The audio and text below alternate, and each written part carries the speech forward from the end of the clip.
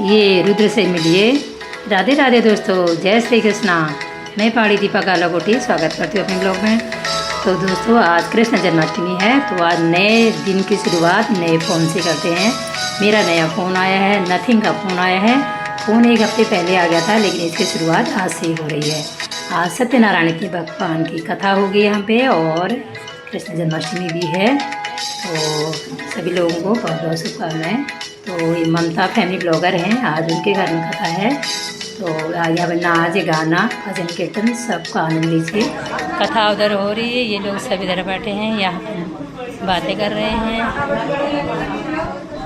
Video बना थोड़ी, mobile सही करा ले यार। मोबाइल नहीं, मोबाइल होना या फोन होना। जय हो जय हो जय हो। आप अकेले क्यों बैठे हैं? हाँ, अभी यहाँ का भी दिखाते हैं। ये देखो, जय हो ममता फैमिली ब्लॉगर। सही हो गया यार मेरा मोबाइल। जय, बच्चे लोग सब कर देते हैं। जय हो कान्हा जी।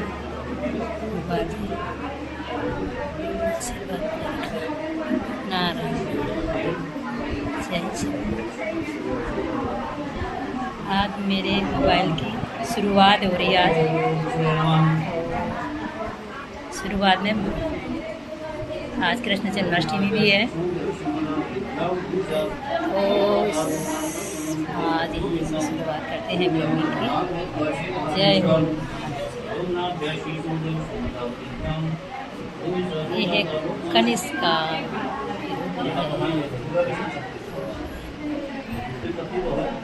तुम्हारा नाम क्या है बेटा? तुम्हारा नाम क्या है? अनन्या। भाई का नाम रुद्र है, तुम्हारा अनन्या। कौन सी क्लास में पढ़ती है?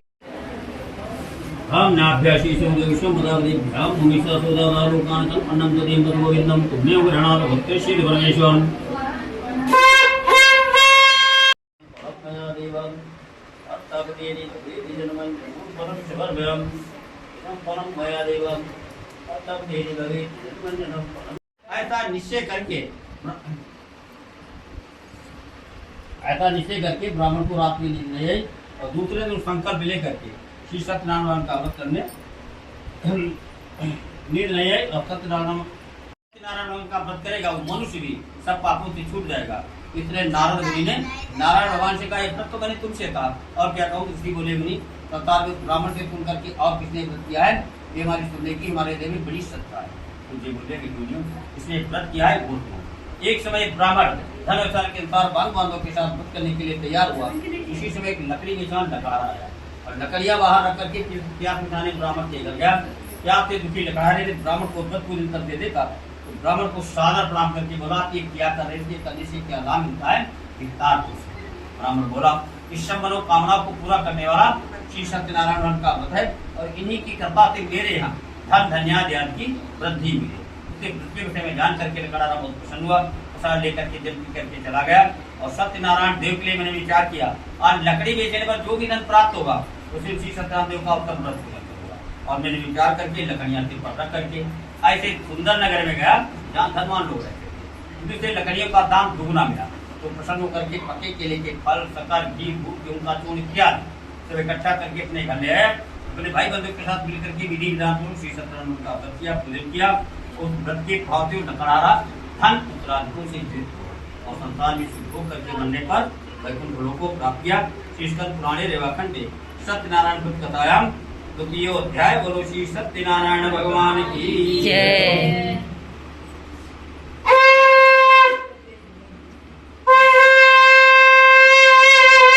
बोलो श्री सत्यनारायण भगवान की जय हो।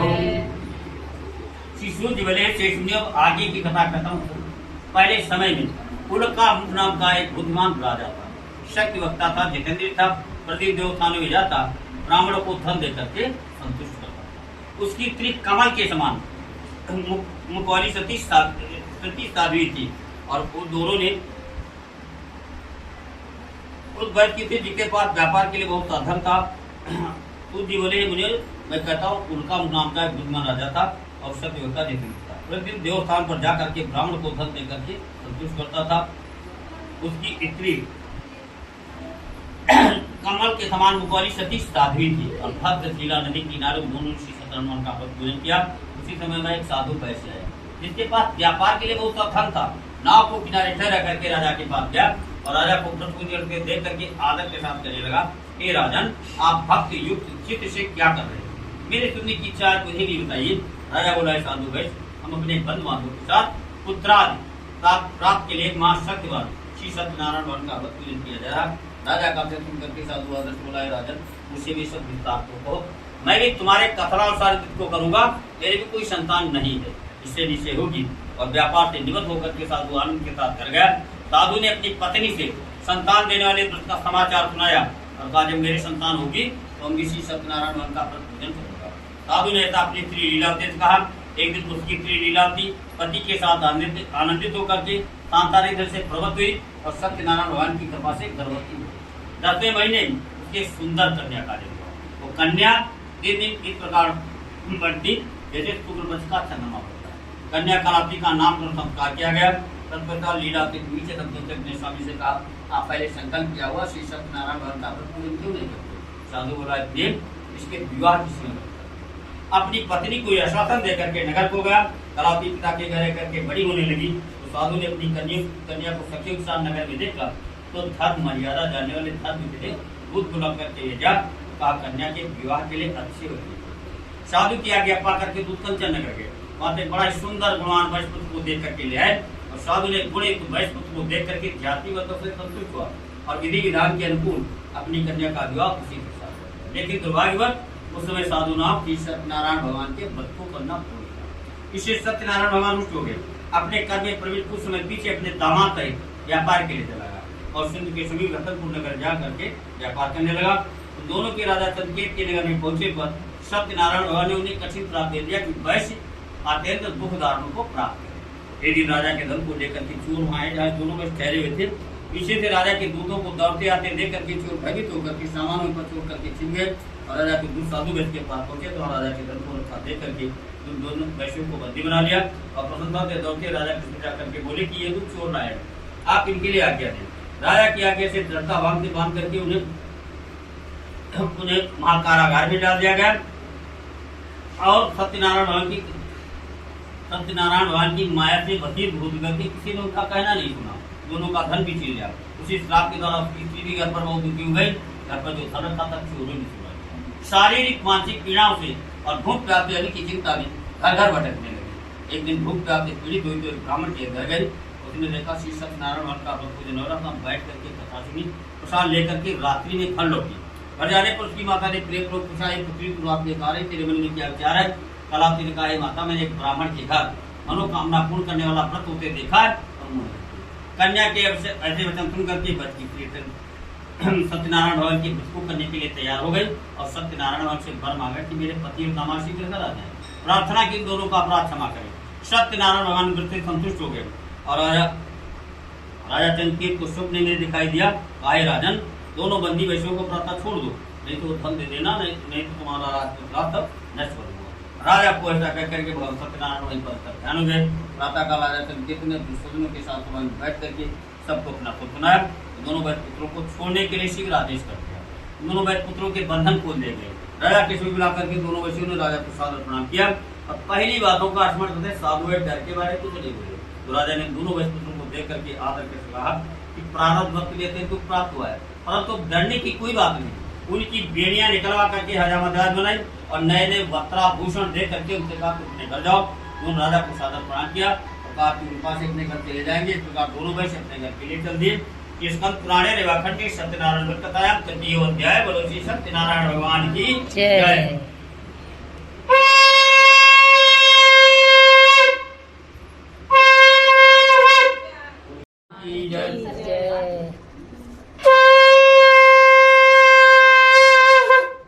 बोलो श्री सत्यनारायण भगवान की जय। श्री सूर्य बोले ऋषियों, अब मैं कहता हूँ सुनो। प्रजा पालन में लीन तुंगत नाम का एक राजा था। उसने भी सत्यनारायण भगवान का अपराध त्याग करके बहुत दुख पाया।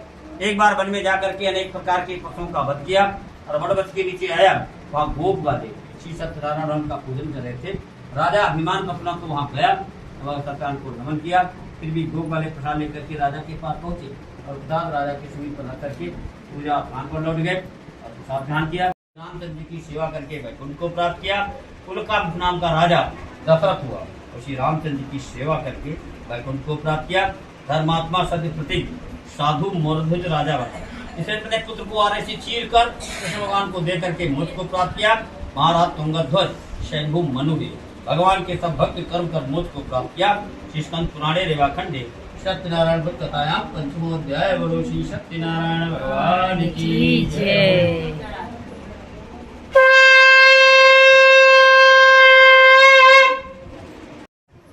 अब ये हवन की तैयारी हो रही है। ये होगा हवन बढ़िया है। जैसे हवन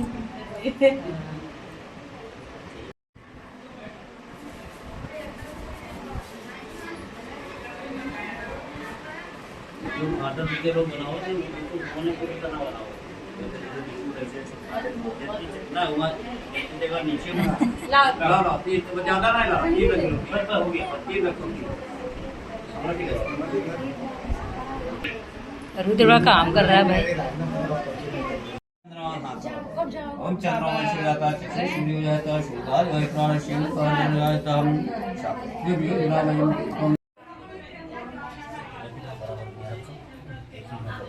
स्वाहम इंद्राय नमः ओम भूस्वाहम इदं वायवे नमः ओम स्वाहा इदं सूर्याय नमः ओम भूस्वाहम इदं अग्ने नमः ओम गंगणपतये स्वाहम इदं गंगणपतये नमः।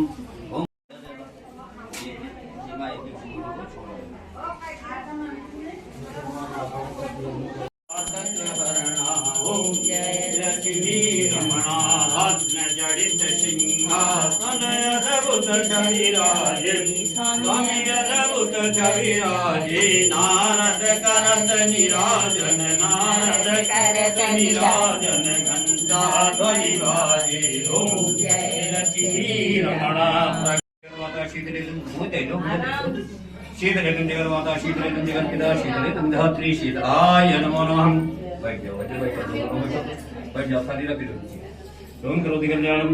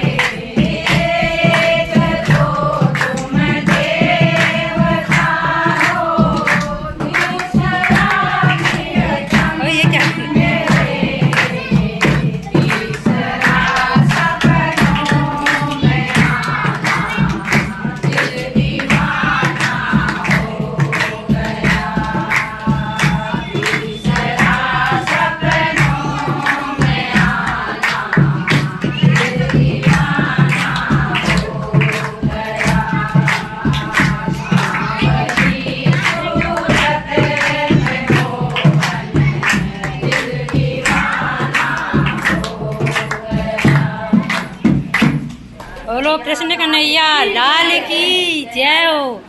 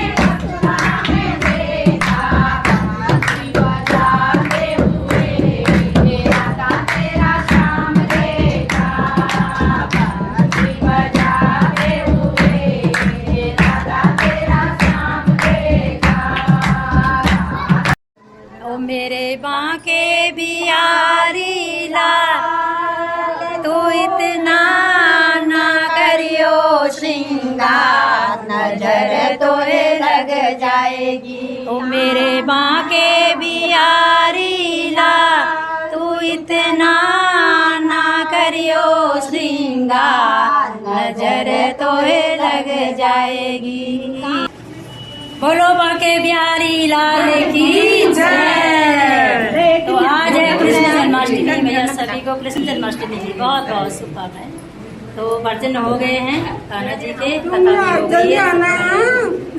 तो अगली बार फिर कान्हा जी जल्दी आए और हम सब ऐसे ऐसे कान्हा जी का जन्मदिन मनाते रहे। बोलो कन्हैया वासुदेव की जय, यशोदा के लाल की जय। ये देखो आज जन्माष्टमी है, सब लोग क्या खा रहे हैं? भाई क्या खा रहे हो? बिस्किट? अच्छा लाओ पे लाओ। फलाहारी बिस्किट खा रहे हैं, फलाहारी बिस्किट, मटवा बिस्किट, नमकीन बिस्कुट खानी दो, मखाना,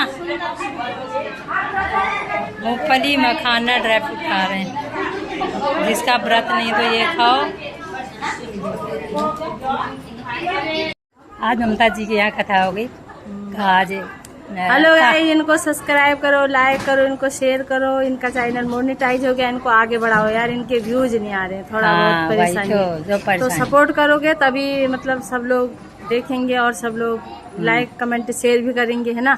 आप लोग सपोर्ट नहीं करोगे, आपके सपोर्ट के बिना कुछ नहीं है। अपने तो मतलब थोड़ा भी देखेंगे फिर वो मतलब आगे भगा देंगे। आप लोग करिए, सपोर्ट करिए। दीपा जी बहुत अच्छी वीडियो बनाती है, बहुत हेल्पफुल है, बहुत मेहनती हैं, है ना। Thank you. हाँ बहुत बहुत धन्यवाद।